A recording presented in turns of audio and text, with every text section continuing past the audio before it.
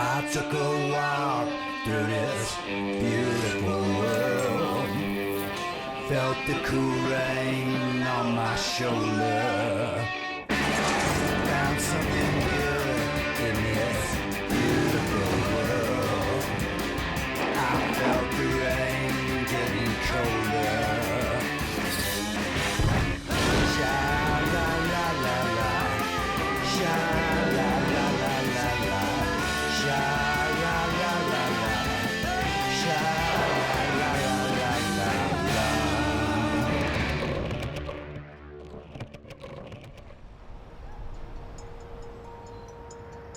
Pittsburgh is a city of neighborhoods, each with its own rites and rituals. A patchwork of cultures that took shape over a century ago. Back then, the city was a beacon of hope and possibility for people from all over the world, offering the promise of work, prosperity, a new life. Pittsburgh could have been another company town gone to beautiful ruin. But something happened. The city started to pop up on lists of the most livable places in America. It became attractive to a new wave of people from elsewhere looking to reinvent themselves and make a new world. And so we find ourselves asking the same questions we ask in other cities in transition. Are the new arrivals, new money, new ideas saving the city or cannibalizing it? Who will live in the Pittsburgh of the future? And will there be room for the people who stayed true, stuck with it their whole lives?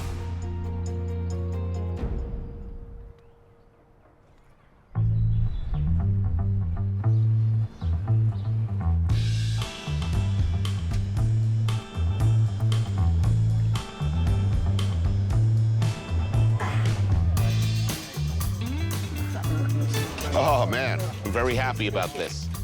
Sausage and peppers, one of my favorite things. All right. Bocce, the ancient game of kings. Throw the little ball, try and get the other balls close. Closer than the other guys. Cent'anni. Gene, Uncle Gene, this is Anthony Bourdain. How do you do? 103 years old. 103 years old. Looking good. He goes up and down these bocce courts faster than anybody else. Wow. Delicious. This is a weakness of mine. You know, they have these street fairs in New York where they do the sausage and pepper stands. I cannot walk past one of those things without getting them. That's more than anything else. So, how long have you lived in this community? 78 years. So, your whole life?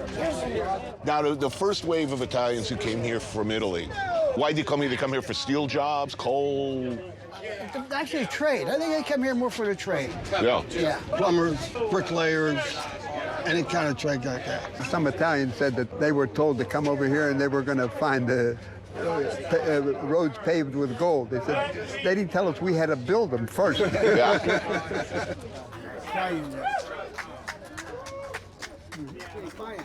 How's the neighborhood changed over the years? Still predominantly Italian-American, or? Yeah. It's not as much as it was, but it's still more Italian than anything else. Well, for 35 years or so, it was a tough time for Pittsburgh. Why'd people stay? Family. Familia. I tell people, when you come to Bloomfield, don't talk about anybody because we're all connected somehow. All right. On you, sir. Yeah. Okay, go ahead. Perfetto. Don't hit nothing. Go around. That's great. Oh! Lot of room for four. Hey. Uncle Eugene can take care of it.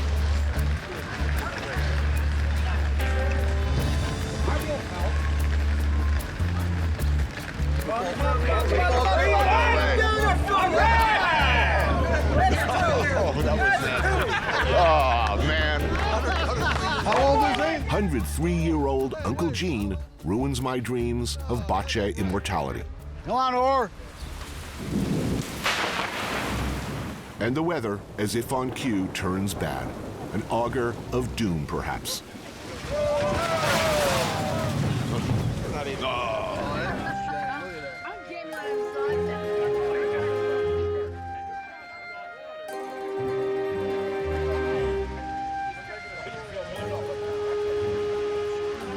That's a shame. And God himself appears to align himself against me, hurling all that beautiful zalzich and meatballs onto the cold, wet ground. That's still good. That's still good. Yeah.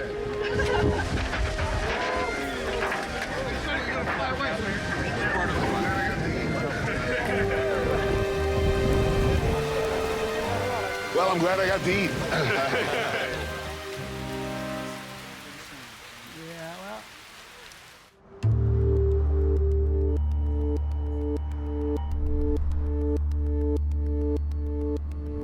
Oh, Arlene said, as they passed the old Nabisco plant, cleaned up and advertising condominiums. Have you heard how much they're asking for a one-bedroom? How much? $1.2 million. That is highway robbery. Who would honestly pay that to live in East Liberty? They're calling it East Side now. Who's calling it that? No one I know. It's a boondoggle if I ever saw one. Beside the greed factor, she didn't actually mind the condos. Better than leaving the building empty. Stuart Onan is a local author who has written 15 novels, many set in Pittsburgh. We're the city that made the steel, that beat the Confederacy, beat the Kaiser, built the skyscrapers, built the bridges, and beat the Nazis.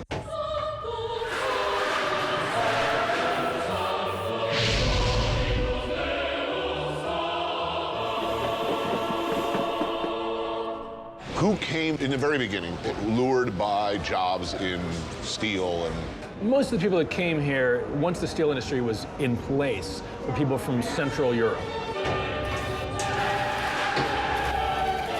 They were blue collar, they worked long hours, they worked hard, dangerous jobs. They made the money to send their kids to schools to become white collar. At one point, I believe we were the 6th largest city in America. We're now 63rd. Now, wait a minute. 6th largest in America, now 63rd. 63rd. So, yeah. What happened? Well, the steel industry began to falter in the 1960s, and by the 1980s, it was essentially dead. In the 1980s, this place was a ghost town. We lost half of our population. They went away. Right. And half of your population means at least half, if not more, of your tax base. But, so what went right? What went right? What went right, weirdly enough, was what went wrong. We became attractive to people outside of Pittsburgh because it's super affordable.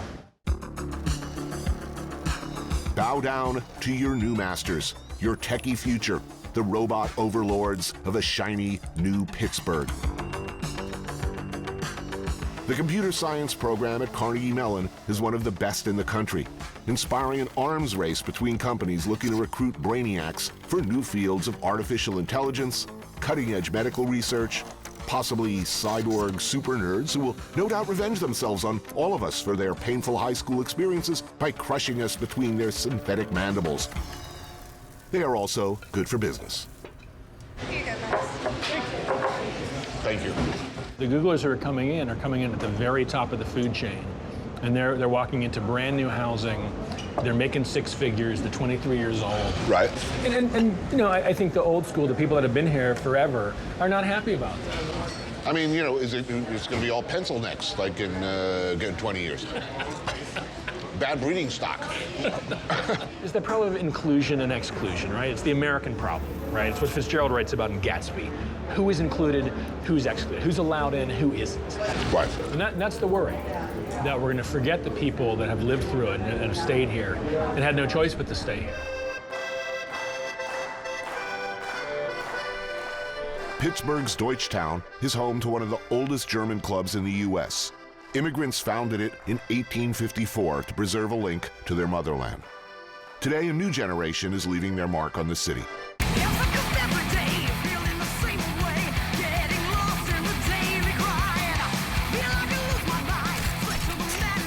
Justin Severino opened his restaurant Cure as an ode to flesh, smoke, and animal fat. Maggie Meski designs and creates cocktail programs at bars and restaurants across the city. And Sonia Finn was here from the beginning, planting the flag for farm-to-table cooking back in the early days with her restaurant, Dinette.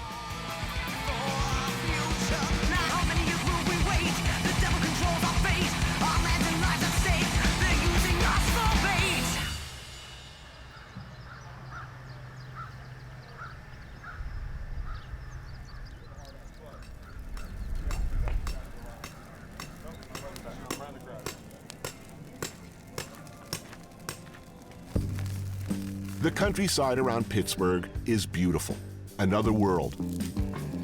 I join a group of foodie all-stars about 20 miles outside of town for a meal. Are there typical, iconic Pittsburgher qualities? So you probably worked here and brag about working here. You complain about millennials. You complain about the people on the street harassing you. You don't like anything new. Right. At all. You're describing me. The menu is looking good, right in my happy zone. Racks of pork rib, grilled hearts of escarole and turnips, a sauce made from the pork drippings, and 4 types of sausage. They're not now. Look at this. Whoa. This is amazing. That's Titanic. I don't want to speak about Pittsburgh in a dismissive way, but it was not known for being what it is today. People are talking a lot about the food scene here. It was not always so. So what were people eating before? Steak and potatoes. Living in San Francisco, as a young person in your 20s, you were going out to eat. That was really important, and we all knew about the restaurants, whether you were in the restaurant business or not. Right. And that wasn't Pittsburgh. And when I opened Dinette in 2008, I'm expecting people like me to be coming in. I'm 29. That's who I'm building this restaurant for, and everyone was 56. my parents' age or older.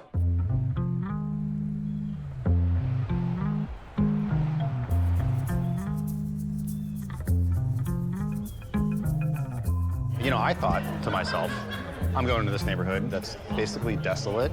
I'm going to take this building it's a restaurant that's been closed for 7 years, and I'm going to do something nice here.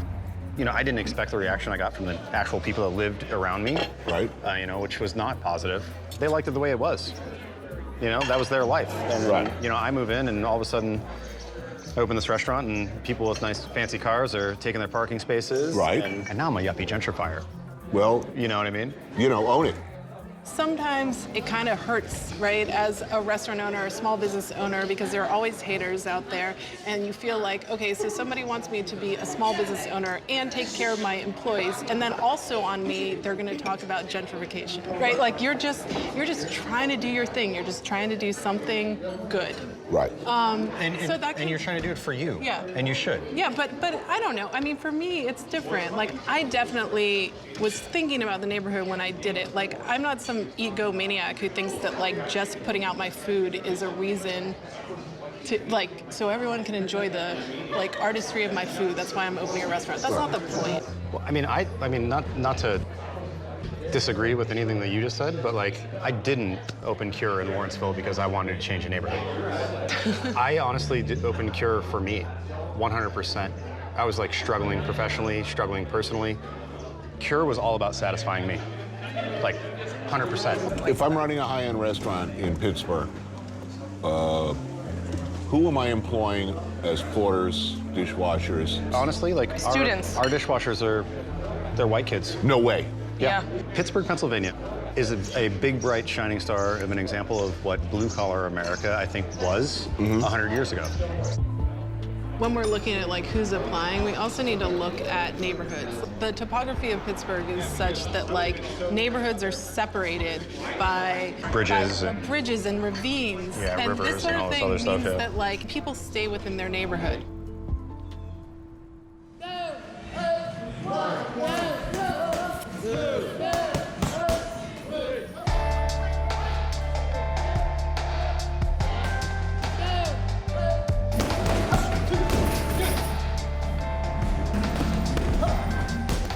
Everybody's talking now about a Pittsburgh Renaissance.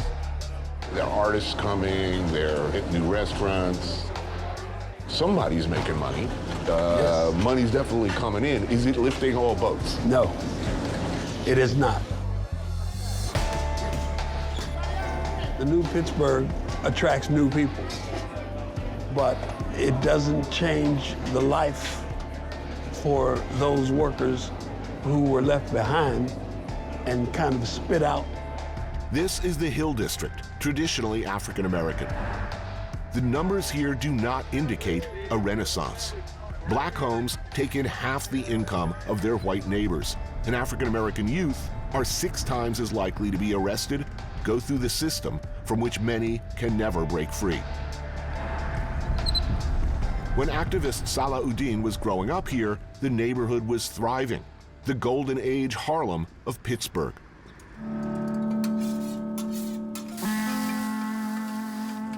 They used to call this city hell with the lid off.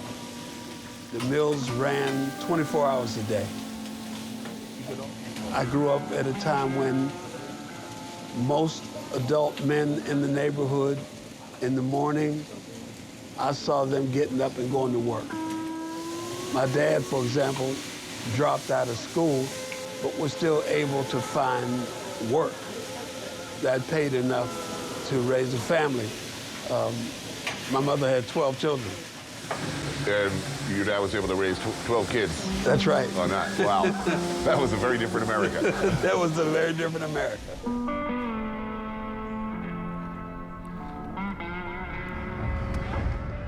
How you doing, Solid? Good, good. This is where I live. This is where I grew up. All of this area, this whole flat parking lot area that you see, this is where we lived. Devastation. They just completely devastated our whole neighborhood.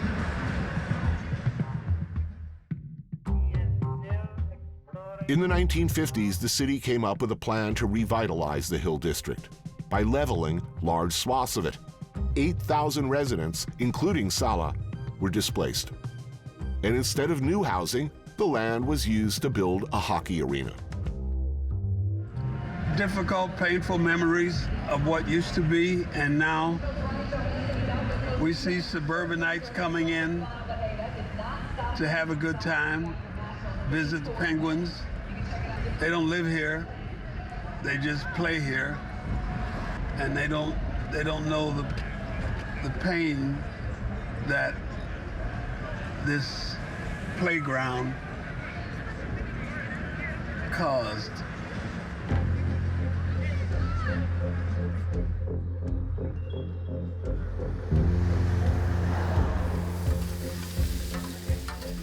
What's the missing component here? What's missing is an economic plan that includes everybody, not just the techies and the computer geeks, but regular people.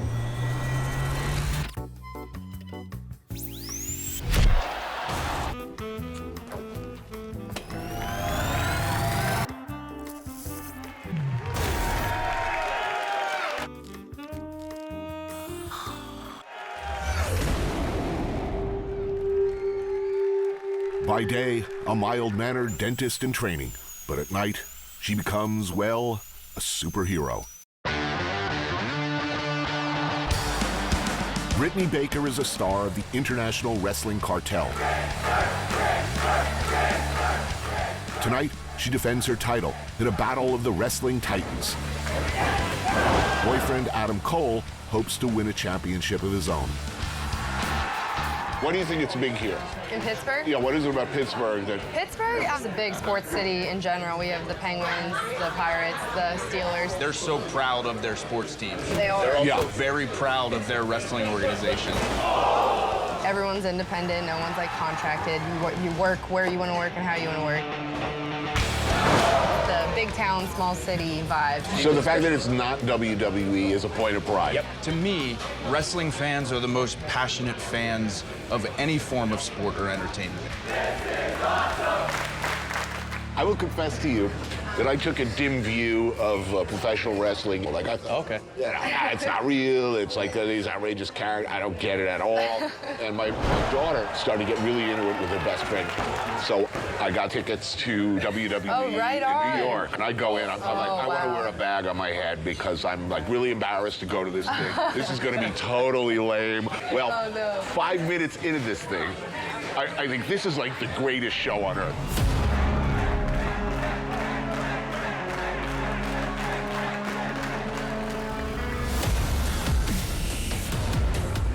It's physically very, very demanding, and more to the point, it's super dangerous. Yeah. Oh, yeah. I mean, most wrestlers get really busted up.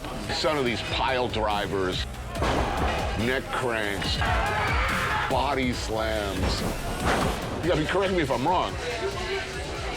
You can get that wrong.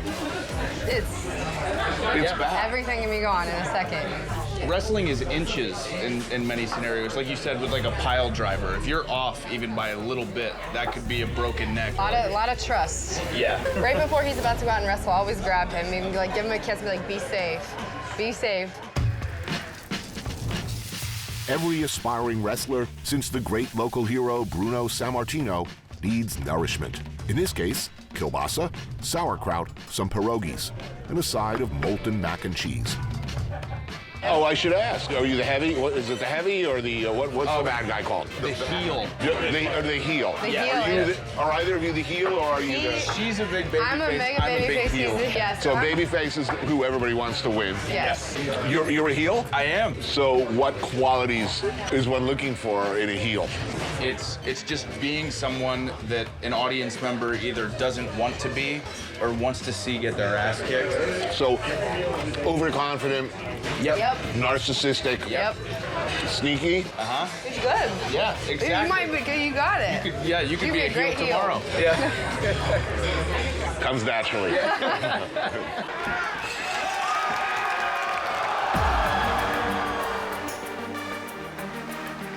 Is it a sport or is it more of a cathartic emotional experience? Because it goes beyond sport. There's nuance there.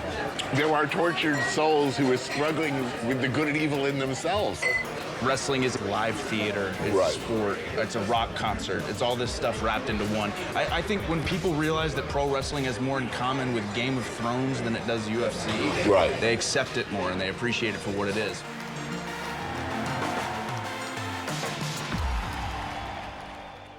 Come to the Yoja corner, where the kielbasa is delicious, chunky too, tasty too, make your belly feel so good. Everybody, come to the Yoja corner. Come to Alexander Yoza Bodnar fled Hungary during the Soviet Union's crushing suppression of their revolution in 1956. At Yoza Corner, he runs what's not really a restaurant in the classic sense, but a house party with food. Classics from the old country like chicken paprikash, langosh, and kobas. Cheers. My dining companion is part of a more recent wave of immigrants. Jamilka Borges moved here from Puerto Rico in 2007 and began working in what was then a restaurant scene that was just getting started.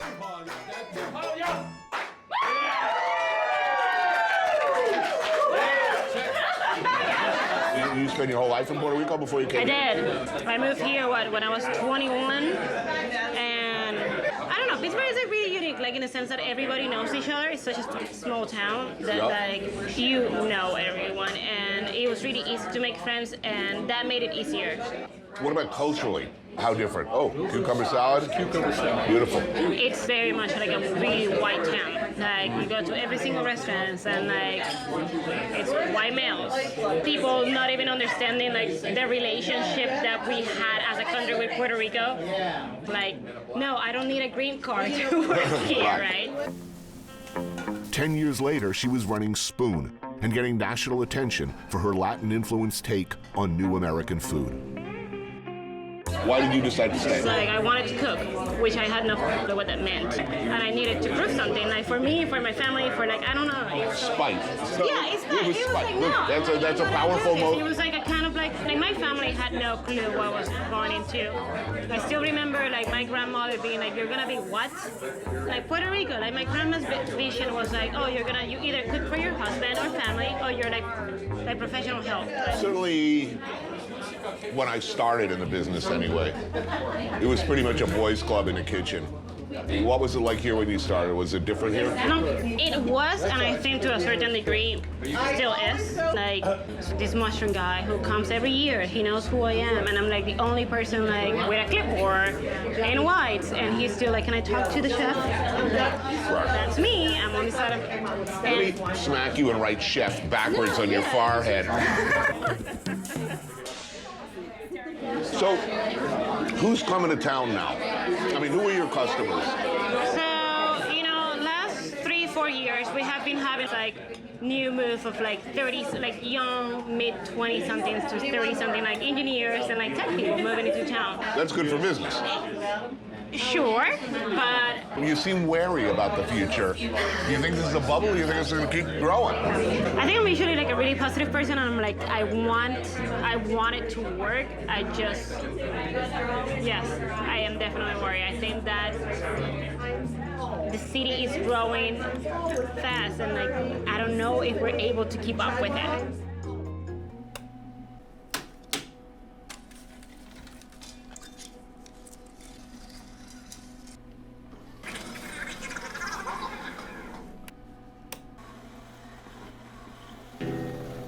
This is not my town anymore. When I was young and growing up, we're shooting craps and chased by the cops. Now I'm sitting around with a bunch of people talking about hops. This is not my town anymore. The town of Braddock is where Andrew Carnegie built his first steel mill in the 1870s. By the turn of the century, he bought another one up the river, the Carey Furnaces.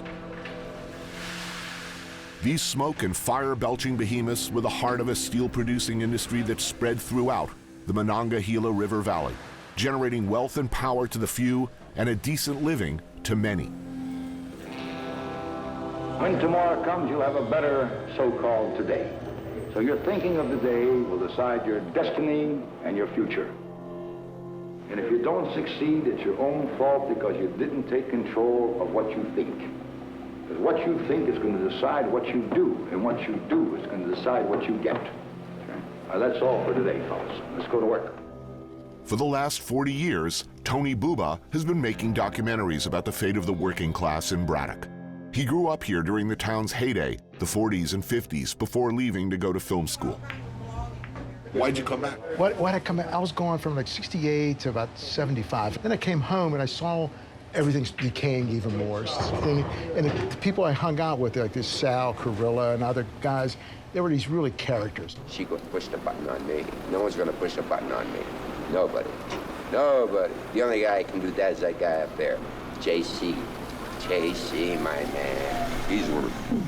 A lot of World War II people that were starting to die off. And I was really like, this is going to disappear. And the industry's going away. So I didn't know what else to make films about, so I just started documenting. And I just wanted to capture it and get some of these characters on film and make them mythical. But you stayed in Braddock because Braddock was your subject. It was my subject, and I thought, okay, what if I move? If I move to Los Angeles, maybe I'd get a job in industry, but what if I got stuck working on a Love Boat my whole life? You know? Well, yeah, that would be the nightmare. I mean, yeah, exactly. In the mid-20th century, the population of Braddock was 20,000. Today, it's down to 2,000, more than 40% of whom live below the poverty line. No, this is where I went to junior high school. Closed? Yeah, closed. So who's moving in? Is anyone moving in now? Nobody's moving into Pittsburgh, actually. Well, I thought you had all these tech jobs coming in. Yeah, Google and Uber. And... all that stuff is coming in, but they sort of do this upbeat bullshit about people coming in. If it wasn't for some 30,000 immigrants, the population would have dropped even more. Now, this is the brewer. Right. Yeah, they've done really well with this place. Well, who drinks there? I mean, are they locals? No, it's too expensive, $7 a beer. There's people coming in on bicycles, grabbing a beer, getting something from the taco truck, and they want to sort of have the Wire experience, you know? Yeah, I was in Braddock having a beer, you know, sort of giving a little cred to their lives, I don't know. And it's all sort of, you know, white businesses.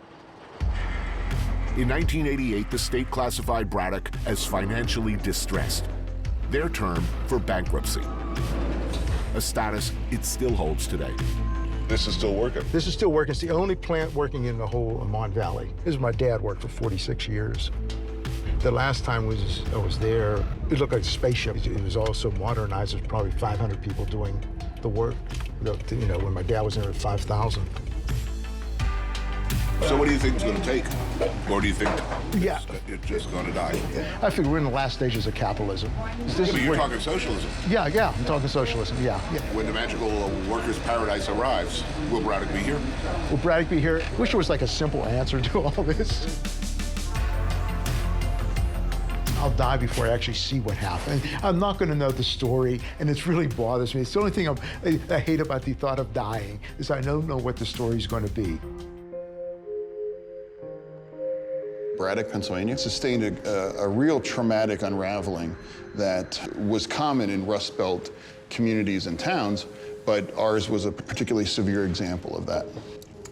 Average income? We're around 20,000, so Which we're is substantially below the Pennsylvania average. Yeah, I'll have mothers that will call me on a Monday, and you know, by Friday they're going to be out of food to feed their 3 kids, and this happens quite regularly. John Fetterman does not look like your typical mayor, and he isn't.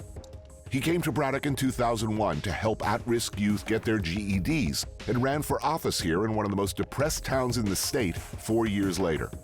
His wife, Giselle, is from Rio, and she runs a nonprofit that provides food and essential supplies for more than 1,500 families each month. A lot of people in this country are angry. They feel that their anger has not been acknowledged in any way. And frankly, I think they're right. Yep. There was a sense, particularly in rural white America, of aggrievement that nobody's listening, nobody's caring about them.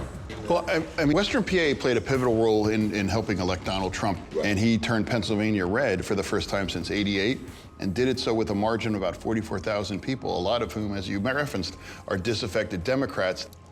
Somebody phrased it to me where it's like, if the economy's not going to work for me, then I don't want it to work for anybody. How does that manifest itself on a local basis for you? It's an honor to be involved, and I hope whoever it is that's next realizes that you need to go outside your community's borders to bring help in, and that's what I've tried to do. That means people like 4-time Super Bowl champion Franco Harris. And if you're wondering how he could help, you might be surprised by the answer.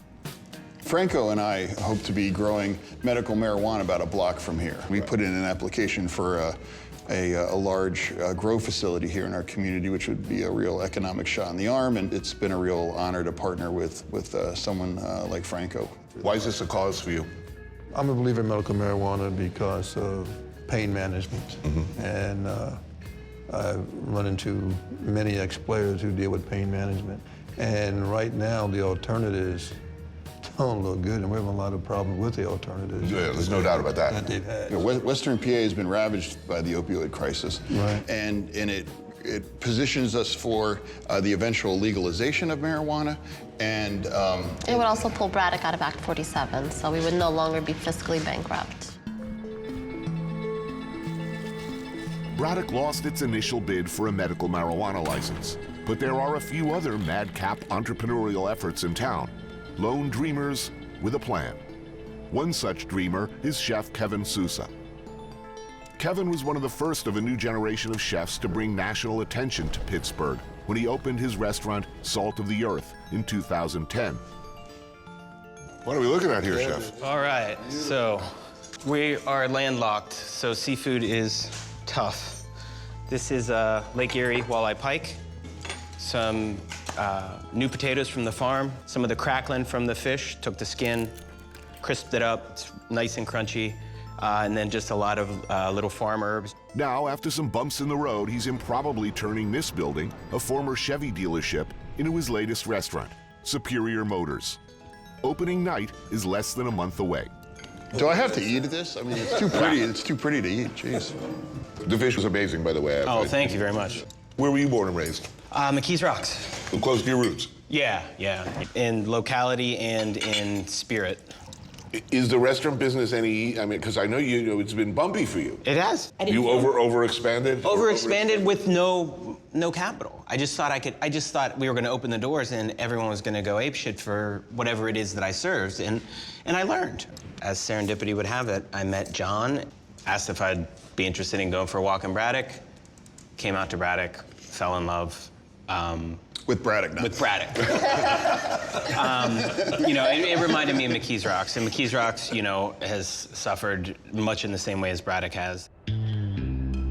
Kevin says he has ambitions that go beyond turning a profit. His restaurant hopes to provide tuition-free training, and they're partnering with a local urban farm that employs high school students to grow produce in the shadows of the old steel mill. And though we are talking a swank, high-end restaurant designed to attract the moneyed classes from out of town, locals will be offered steeply discounted meals. So this is beautiful grass-fed beef short ribs sitting on a bed of lightly blanched milkweed buds on top, a bunch of overwintered sun-choked chips. Awesome. That's the compliment. Yeah. So what happens if everything works out the way you want it to? Meaning people are driving from all over the state, they're flying into Pittsburgh from all over the country. The parking lot is full of places, packed and fully booked every night. Then what happens? You're moving towards the G word, and which word? No, not yet. Braddock is gentrification proof, essentially. Our biggest challenge has been abandonment, not people being displaced. To directly answer your question, Chef, long after I've shuffled off this mortal coil, the work will never be done here. This is a decades-long process.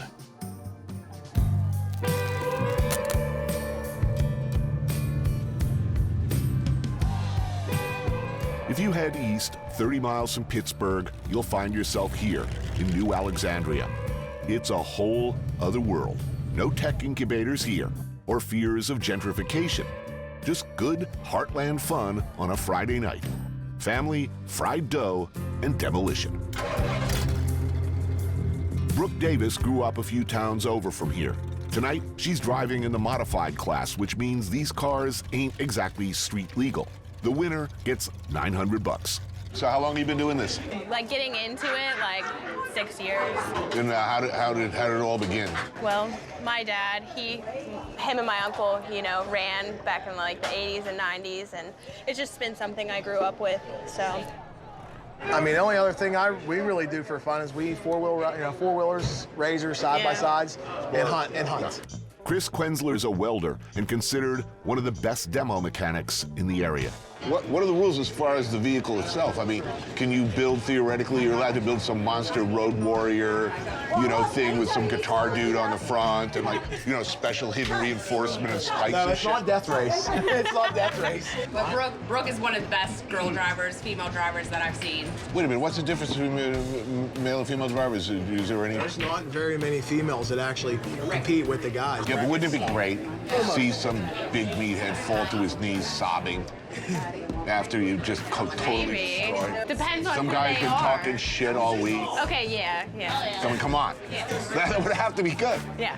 So tonight, are you going to Probably I'm the only girl that's running out there with Well, guys. let us hope that tonight is your night. I'm going to give it another shot. Yes, cheers. Thank you.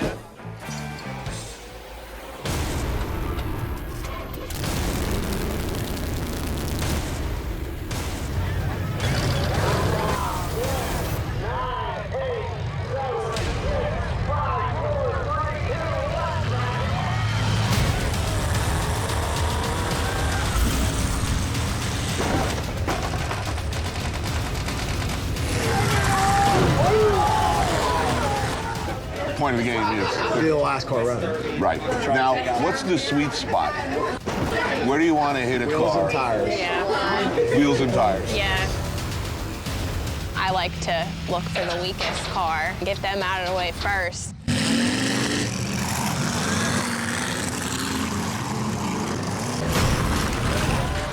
with guys that have been running for a really long time. Sometimes they think I'm an easy target. Maybe I might get scared, but it's definitely not like that. I can battle it out to the end. I'm not gonna quit. What's the best part of driving? I mean, other than winning, obviously. I was gonna say winning. My best moment of driving is anytime it comes down to me and my brother or one of me and my friends, when you get down to the end knowing you beat everybody else. So when you destroy a friend's hopes and dreams, that's... Oh, it's the best.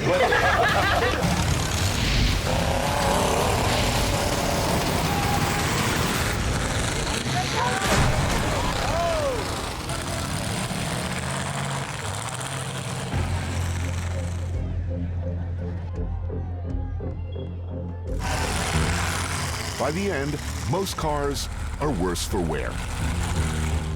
Brooke comes in third place, so she doesn't walk away empty-handed. So present your $50 bill. We start off back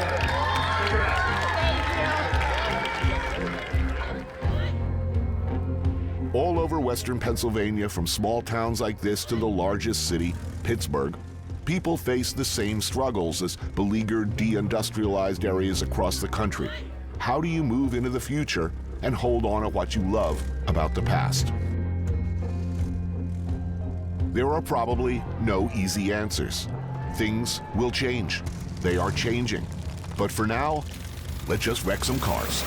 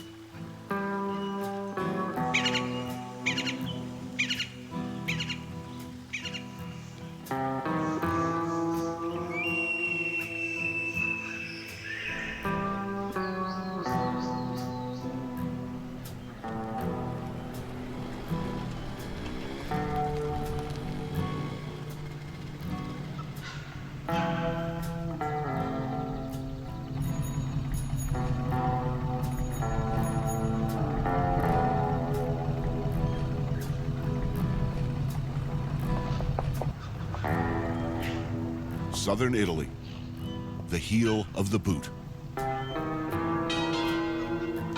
Remote, vast open spaces. The red earth here has a magnetic pull.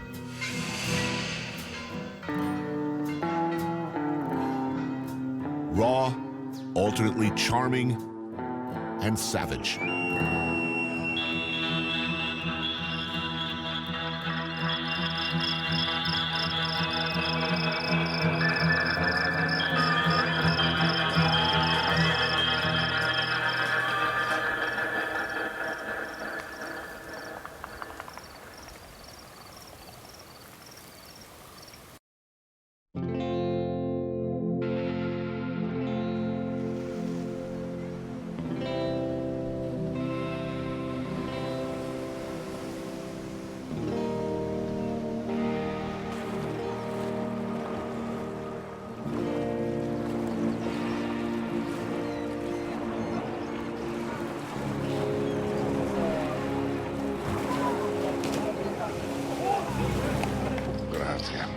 Now, in the annals of food,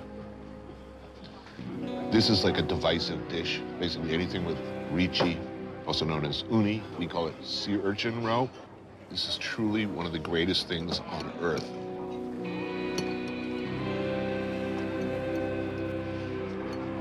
God damn.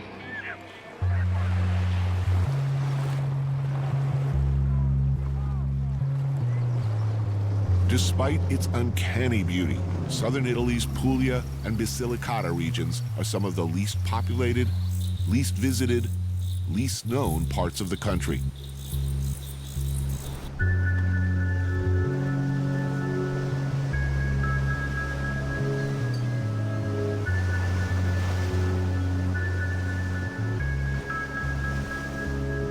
A mix of sea, hills, valleys, and rich earth. The food here is Italian, but completely its own. A little garlic, pepperoncino, parsley. Sea urchin, some kind of fish, fumet. Pasta, that's it. Oh, incredible.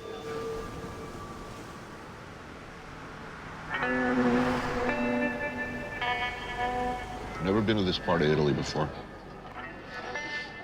A lot of blue here. Light browns and ochres and white. I don't know, you just look at this place, it demands a big space. As I walk around, I'm always humming with these Ennio Morricone scores. For a few dollars more, Once Upon a Time in the West.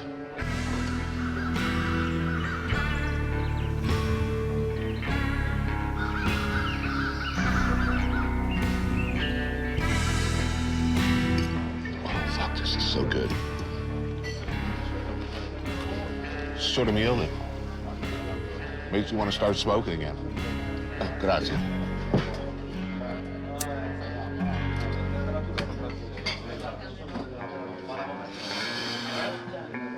Oh, God, that's good. Jesus.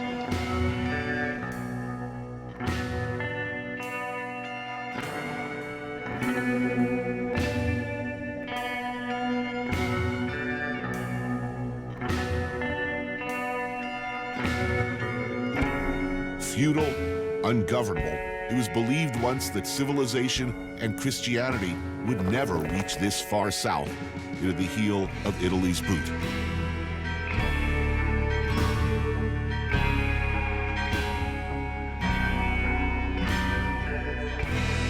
A lawless land filled with folklore and tales of spirits and possession. A blood soup of Christianity and paganism.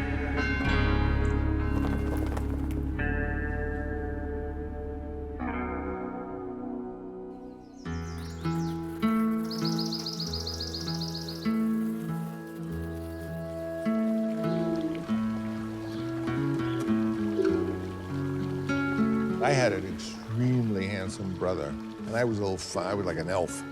So I kind of didn't get the attention from the mother that my brother did. I had very big lips as a child, and she always used to say that I should have plastic surgery.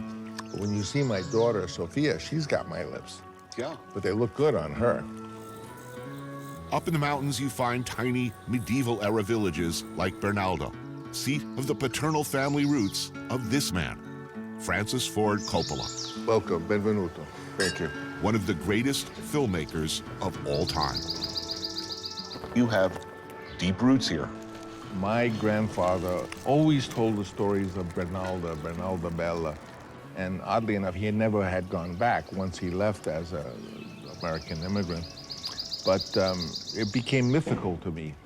The story is that the family originally came from Lecce, and someone got the sister pregnant, and they killed her. And then they became briganti. So they were one step ahead of the law, and then they settled down and became laborers in olive fields. And that's really the origins of the Coppola family. Because the South was so oppressed by the North, it stayed the same. They haven't had 1,000 years of cheap gyp the tourist. And you come and you can walk out in the street, you're in a real Italian town where the people don't know anything about it. They'll invite you to their house for dinner here, quite innocently. How long that will last, I don't know. What we're looking at here is a food. I thought you'd get a kick out of lambrascione, or my family call it lambrajune. It's the bulb of a flower, the hyacinth. Wow. You score it, and then you put it in deep fry, and that turns into a flower. Beautiful. Oh, wow. This is incredible. So you may have some history with this house. I mean, was it your grandfather was boning the help here? Or was it? You know, heard that story. My grandfather was, they called him Zumpe Balcone. He was girl crazy. And he would go up on the roof and go down to where the maid was, Palmetta, and conduct this affair. And so when I found this place years later, there was in fact a roof leading to a housemaid's, and I fantasized that perhaps that was where it happened. Dove, we have to have more food. Prende the seconda. This is a dish, we called it codene. How do you call it? Potenna. Yeah, this is like basically, my father said, Big this skin. This is the football. Wait a minute, you had this at your dinner table as like a young man, as a Yeah, kid? a little kid. Wow. I hated it. Of course. But now I don't.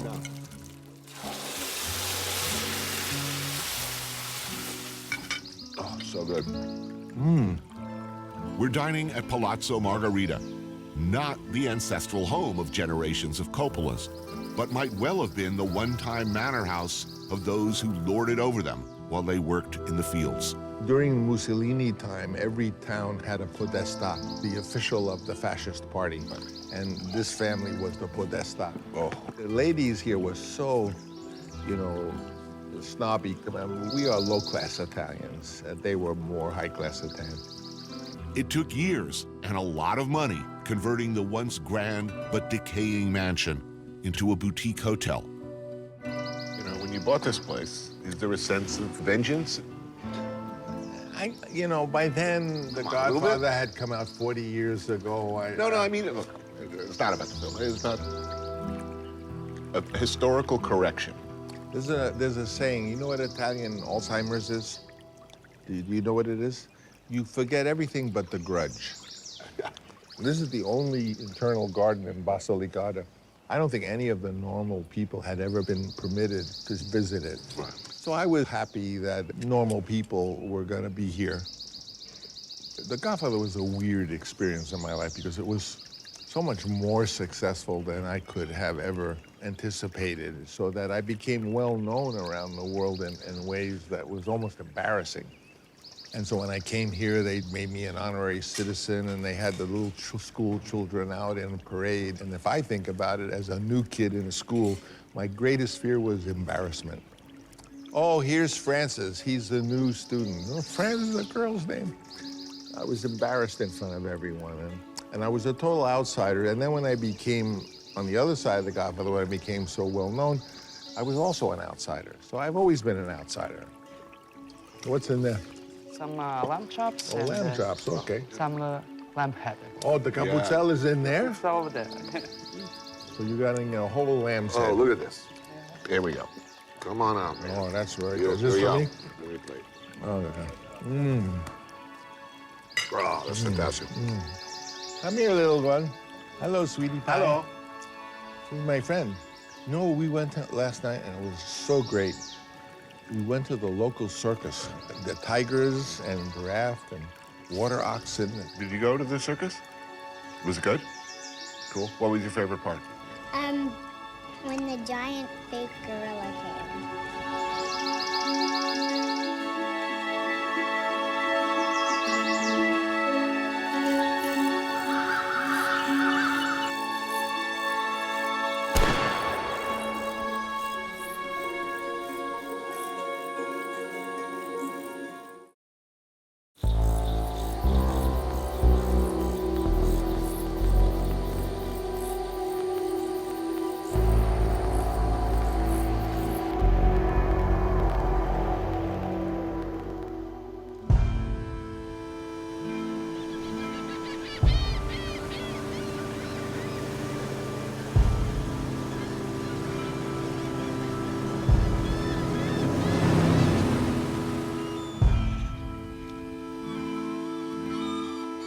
Bellissimo.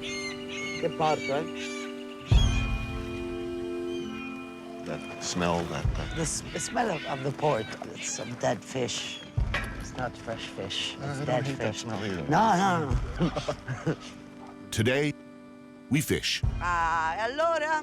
No, poi tieni le scarpe. Ma no, me le tolgo. Va bene. Franco, tira sotto, Franco. Vabbè, va fatto già, vai.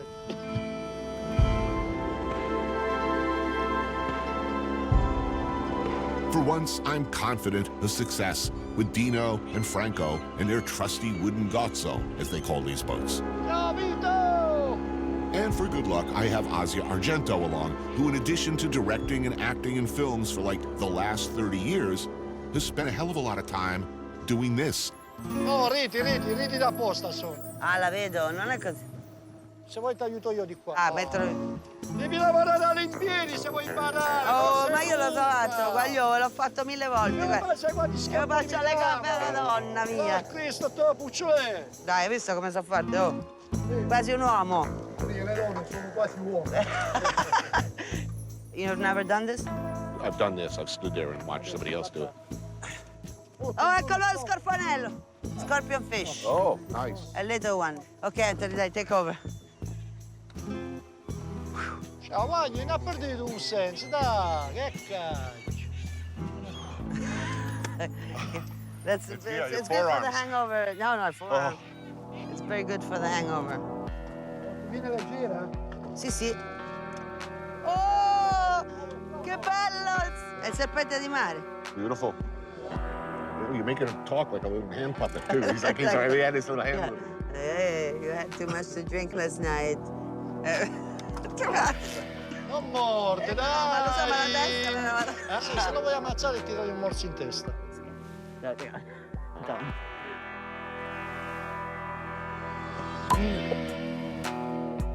Ma non c'è la parola in italiano per uno quando si sente il giorno dopo che si è ubriacato, come ti dice? Ubriaco. There's no word for hangover. We have to invent a It's word incredibly for hangover optimistic in and Italian. unusual. Yeah, I know, there's none. Non è che diciamo Because it's shameful. Oh! Bravo! Hanno pescato in due, quando si vogliono bene, quando due, eh? Oh. Vabbè, va! Ehi!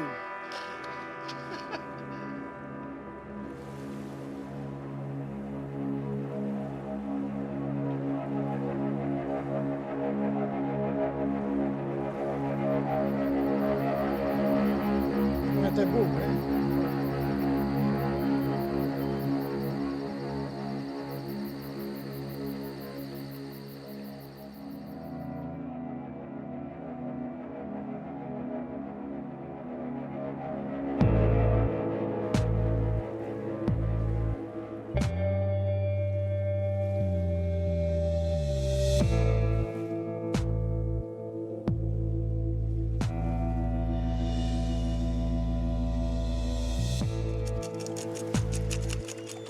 I want to see what's inside his gut.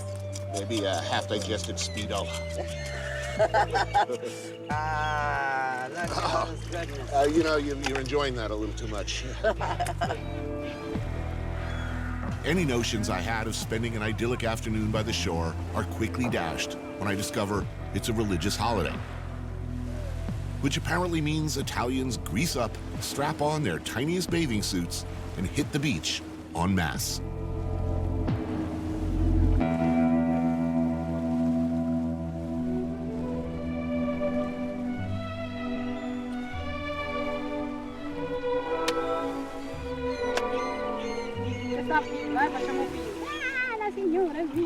Our intrepid fisher folk and some friends collaborate with Asia and me on a picnic/barbecue/beach party. Okay, and the 2 lobsters. Look at all that roe. Oh, that tamale. Che bello.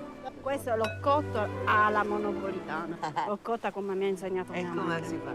Questo si mette prima olio, aglio e cipolla. Sì.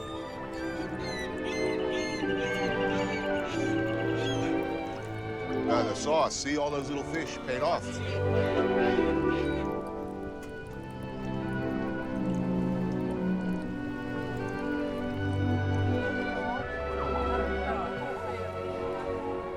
They're going in already, my God.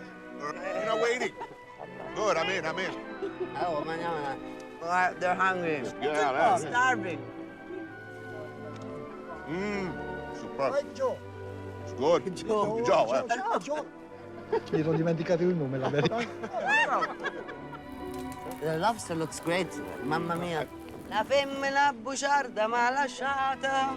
E tu, poverina, vieni a mangiare. Ani, stai zitta, che è poco per noi. Che facciamo? Io c'ho fame! dopo facciamo... Pensa, va, terribile. Chi ti hai chiamato? Bravo Franco, come sei bravo a pulire. It's incredible. These are incredible. It's so sweet. Yeah.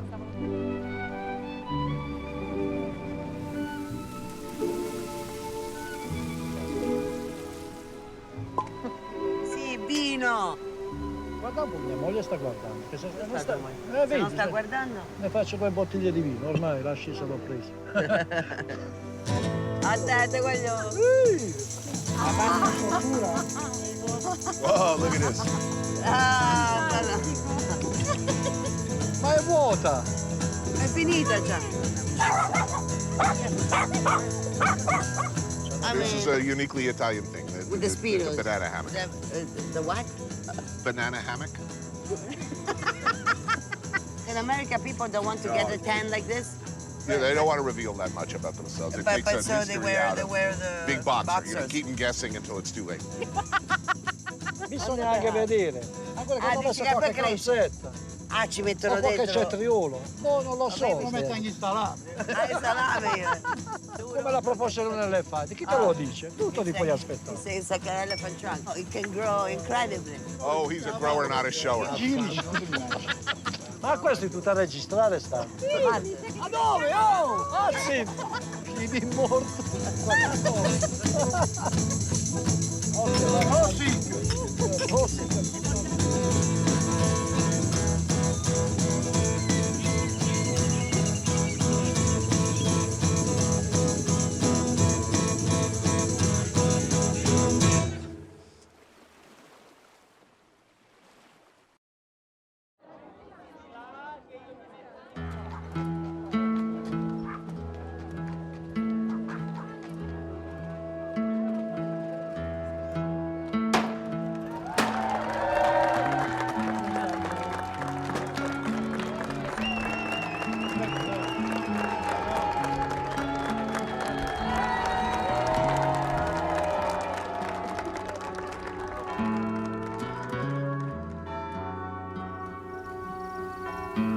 The heel of Italy's boot has been referred to as the land of remorse, La Terra del Rimorso, which also translates to land of the rebitten.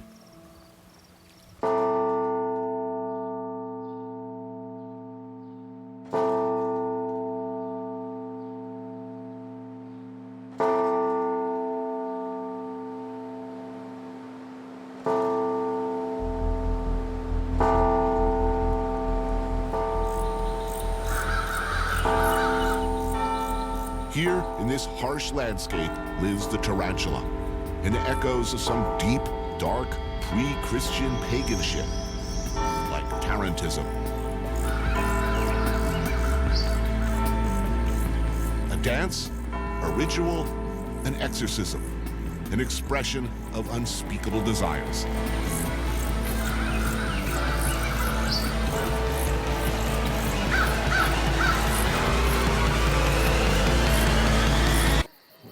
What is this one? Humble Can we local trust it? wine. It's rustica. Rustico. Rustico.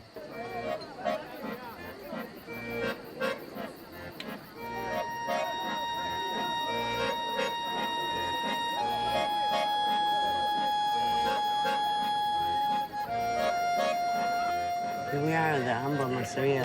Now, what is a Street masseria? crowd. A masseria is a place that was the bigger house where the family would stay, and then the farmers, the animals. It's a plantation. It's a plantation. The This would farms, be the big olives. house. Ehi, ammazza quante cose a me. La dia a lui, santo cielo. Un sacco di pasta.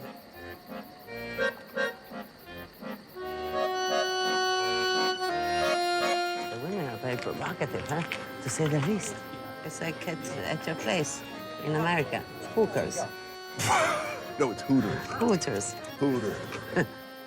Local Apulian superstition has it, if a tarantula bit someone, most often a woman while she worked the fields, it could lead to some pretty direct and disturbing demonstrations of carnality and desire. The victim tortured by something supernatural, toxic, for which there was only one cure. La Taranta. There's a kind of music that was played with these women who are possessed. bit by the tarantula.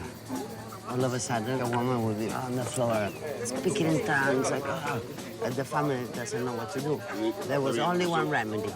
Calling the musicians in, they would have this kind of ecstatic and orgasmic pretty much moment where they were released from this ultimately sexual possession.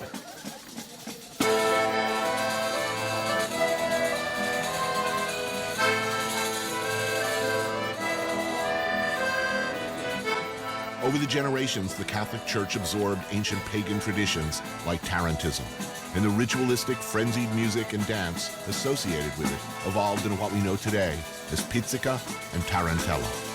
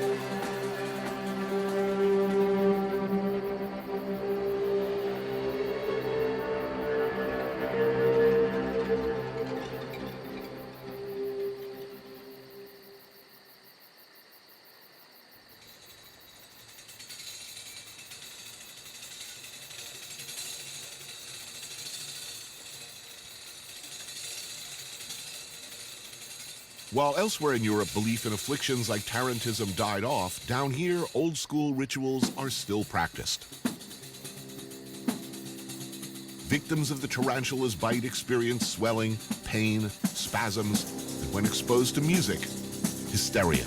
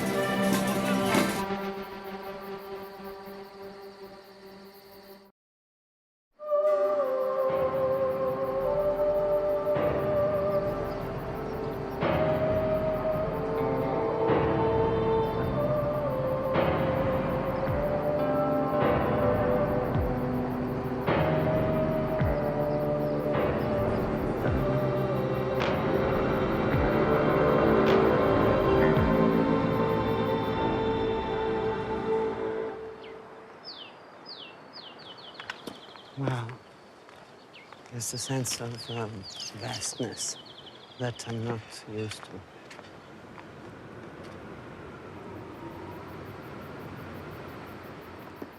So does this remind you of your cowboy movies? A little bit. Yeah. Yes, the lone gunman out for vengeance would be riding in a long shot over there.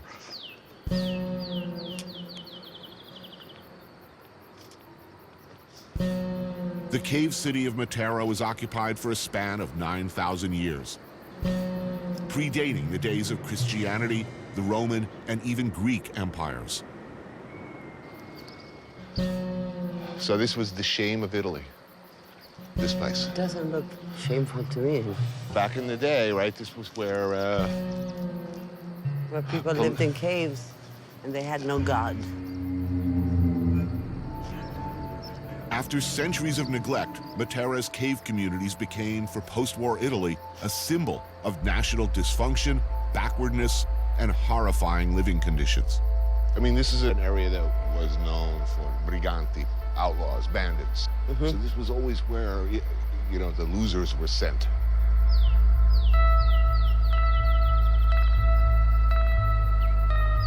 Into the 50s and 60s, this was considered an embarrassment and a shame. People lived Yeah, because they without had no plumbing, water, yes. 10 kids, shitting in a bucket, up to 50% mortality rate among children.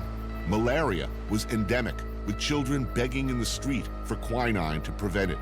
They were burning fire to keep the animals away as the children were dying. In the 1950s, the population was forcibly relocated, leaving Matera's cave structures abandoned.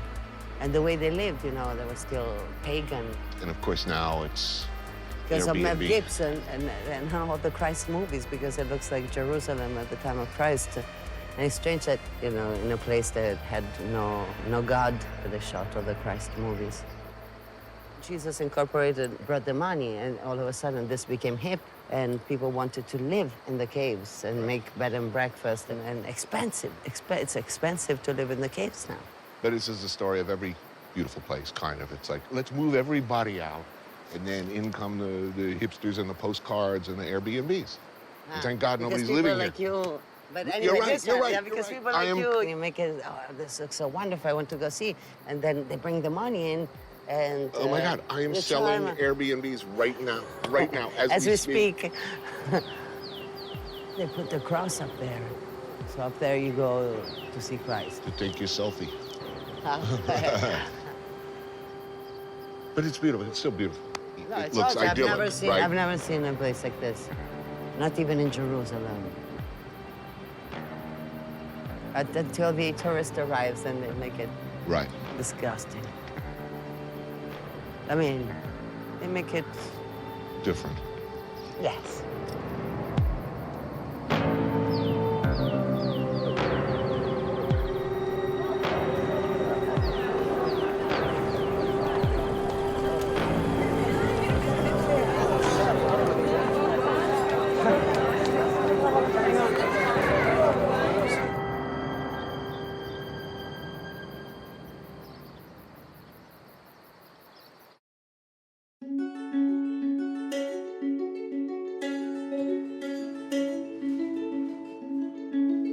Alla riunina, riunina, riula.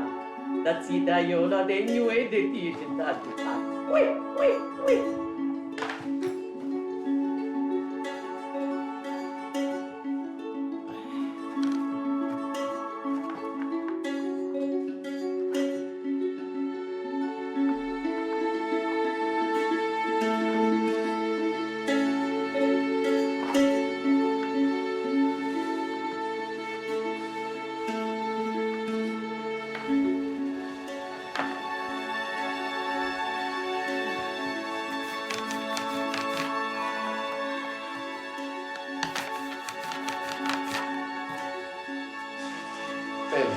Bellissimo. Bravissima, bellissima. Excelente.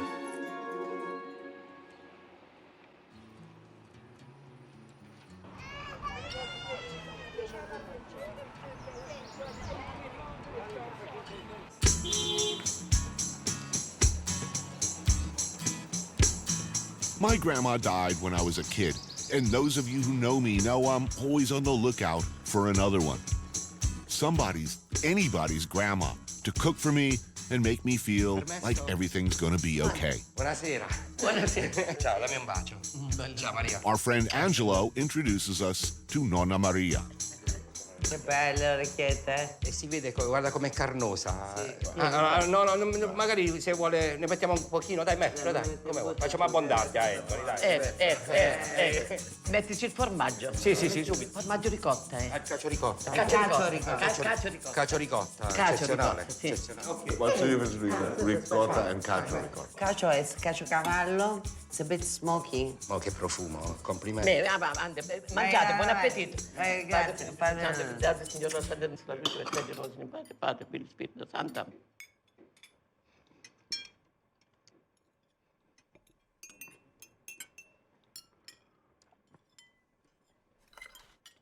No, è buonissimo. Eccezionale, signora Maria. Grazie. Vino. Che vuoi, Maria? Vino? Sì, sì.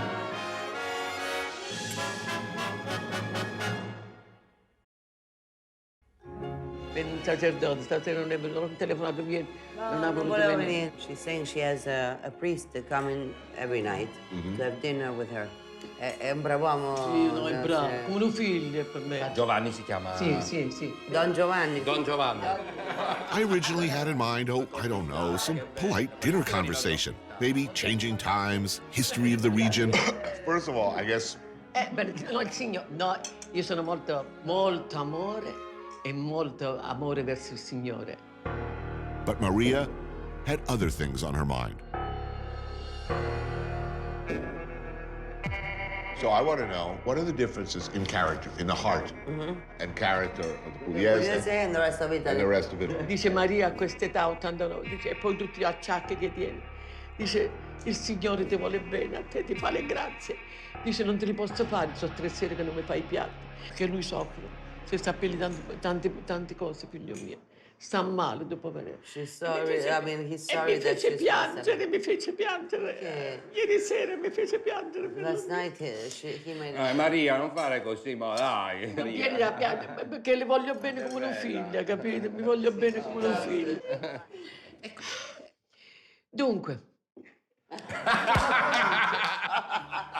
In the end, sometimes all you can do is get out of the way and enjoy the ride. Andarono 2 donne, andarono al vescovo, non ti stavo dicendo, quelle troie. Scusami signore, sai, mi è venuta. No, cattive sono state, lo devono pagare però. No, la devo pagare, nell'ora e nel diavolo che se li porta all'inferno. Aspetta, vuole chiedere una domanda, Anthony. Why is it St. Peter or St. Paul or both? Why are they the I peperoni non li vuoi Allora, assaggiare? Oh, super. Tu quanti figli hai, Maria? 2, un maschio e una femmina. Un maschio e una femmina. Ma sono brave tutte e 2, tengo dei figli di oro, guarda. E Maria, però non ti vengono le lacrime, mi fai dispiacere, no, Maria. No, ma dai, sono lacrime bravo. di gioia. Dai, è la gioia, brava, la gioia, gioiosa ti vogliamo. La Maria. gioia. La gioia ci vuole, brava Maria. Senti. Come ti senti con le gambe? Le gambe? Ah, che quelle di qua. No, state comodi. L'aiuto io Maria per piacere. Asia, l'aiuto io Maria. Maria, tutto bene? The cushion. No, I know what you're tempted to do. That's the You bad know, part. when I was a child, my mother took me. That's a good Pope or the Nazi? No, he was the good one. He Which was not one the is it? Nazi. This is not Papa Nazi. That's a good one. The current one, the one before? Perfetto. Whatever. Voitila. Papa... Bello Papa Voitila. Io l'ho incontrato Papa Voitila. Quanto sei bello. Mi ha accarezzato. She loves us, so beautiful. Comunque Maria, le orecchiette erano Ah, guarda, l'abbiamo finito di... Bravo! eccezionali, proprio.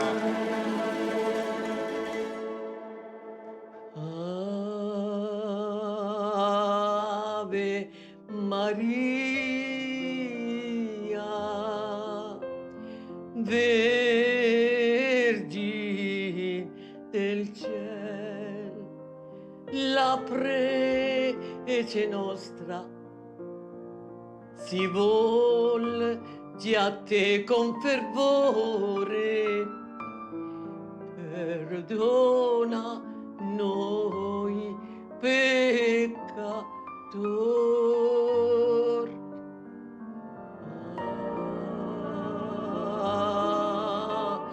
Ave Maria.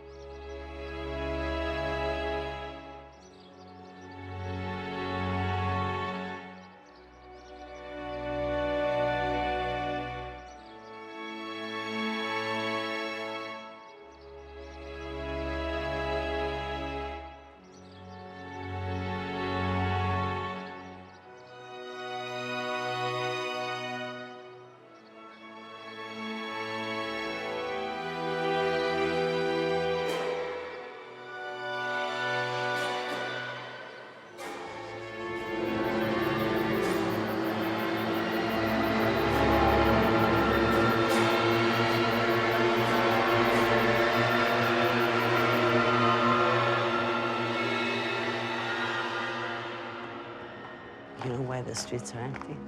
Why? Because everyone is celebrating St. Oh, Peter. the festa. The festa dei Santi. You throw a party and celebrate the death of two saints. Double P. Paolo e Pietro.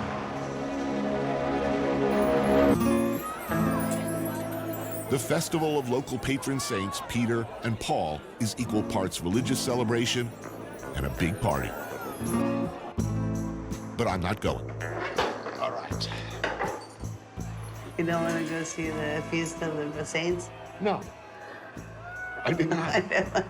I'm named after a saint. But, but I have... Which Anthony? Which Antonio? One who loves animals. No. Cooked. No. But with Antonio, there's Antonio, he loves kids. I like kids. Not cooked. So, you have been reading up on St. Peter, I've been reading up on St. Paul. You know, two people were brutally, one was crucified upside down. Peter. My guy had his head lopped off. Oh, he was beheaded. He was beheaded. For certain. St. Paul wasn't like a nice guy. No, he was terrible. He was in charge of persecuting heretics and Christians. Yeah. Anyways, he's on his way to Damascus to torture the fuck out of some more Christians. And he experiences a blinding light. He goes blind. And what does the voice say? I am Jesus, your Lord. You're torturing Christians. Like, you shall stop. Yeah. Get on board, get on the Jesus train. And then 3 days later, the scales fell from his eyes. Yes, but the scales is like prosciutto. Like, he had prosciutto in front of his eyes and fell down. And then he was like, oh, he was... You're making me hungry. It's a miracle. Oh, wow. As important as religion, folklore, and history are to me, you know what's more important? Dinner. A last grab at some local specialties. In the past, the town was considered a sacred site, protected by St. Paul, who, according to local belief, made the land and its inhabitants immune to the bites of poisonous animals, especially the tarantula. That's why, here you go. A few final moments of happiness, far from the madness. Budget's going good now. I mean, look at it. It's beautiful. The streets are incredibly clean. I mean, I've never seen, like, when you walk around the streets, they shine. There's more money, there's more tourism. But what is this hiding? Because for me, when I see perfect beauty, I always wonder what's behind.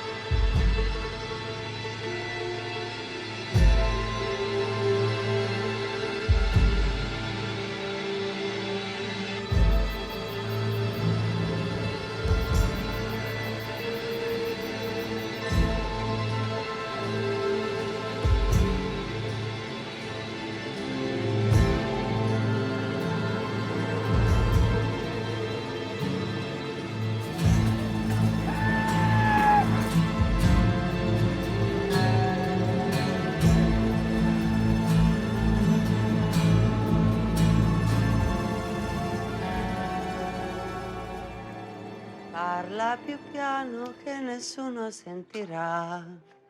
Il nostro amore lo viviamo io e te. Nessuno sa la verità. E un grande amore, mai più grande, esisterà. E un grande amore, così grande, esisterà.